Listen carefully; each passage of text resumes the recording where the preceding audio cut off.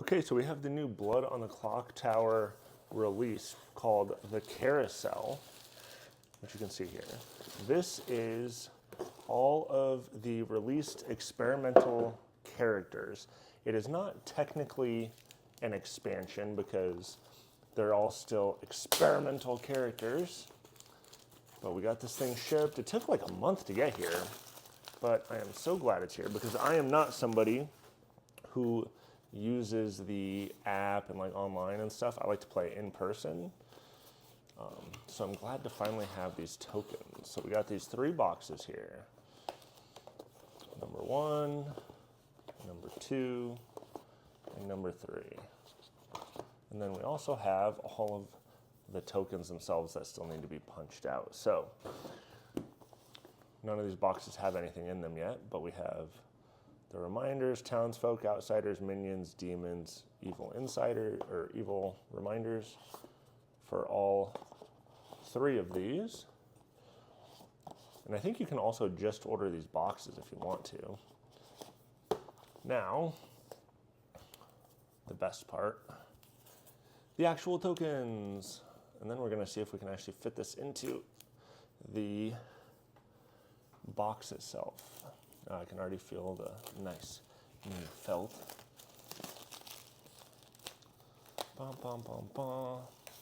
I am curious what your favorite experimental characters are so far. And they've even released a couple more recently that are also included in here. But let's see what we got. So, starting here, we have the Zon, Alhadikia, Kazali, a whole bunch of Legion, reminders, even one for one of those. So we've got all those. Then we've got some blank ones that must just be part of the printing process, but we've got some reminders down here. We got Riot, the Yagababble, Little Monster, Leviathan, more Legion, Leech, Lord of Typhon. And we've got some blank ones down here as well. We've got the Storm Catcher. I'm not familiar with this. So name a good character. If in play, they can only die by execution, but evil players learn which player it is. Okay. I've never actually played with that one. We got some Travelers. This is one of the new evil characters. You may choose to open your eyes at night. You wake when other evil players do. I've known a couple players that have played that way before this role was released, coincidentally. Deus Ex Fiasco. I've done that on accident myself a few times.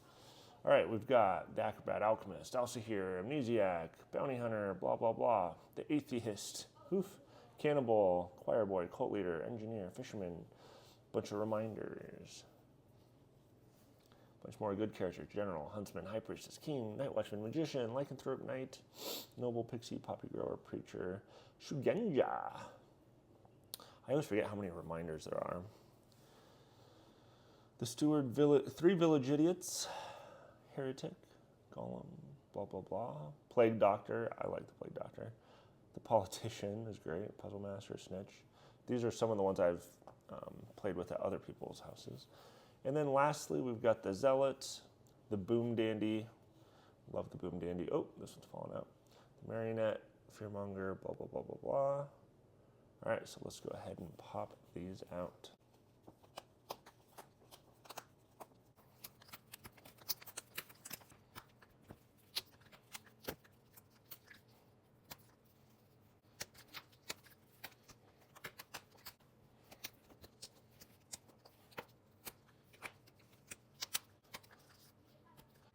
Last but not least,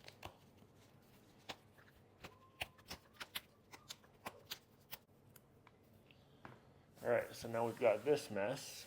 Time to organize them into boxes. Okay, after punching all the tokens, we actually have quite a lot.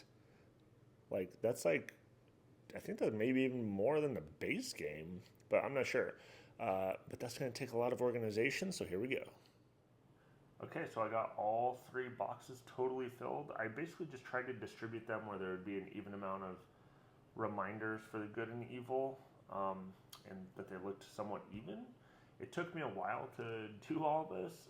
There was no reference sheet or anything on like which tokens are outsiders or minions, or which tokens are supposed to have reminders or not. So I kind of just had to I don't have this every single token memorized, so I just kind of had to lay them all out and then go token by token and put them on the things. And anyways, it's a bit to organize. I kind of wish they came a little more organized or some sort of reference sheet. But yeah, that's all those. So let's go ahead and put these lids on. 1, 2, and 3.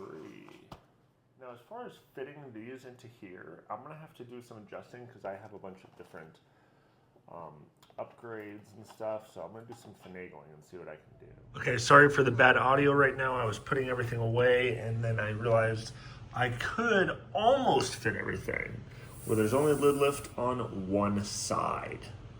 Let me show you how I did that. Again, sorry for the bad audio, but if we take this off, first of all, I have a bunch of Etsy upgrades that I've just put in here, which that's for another video.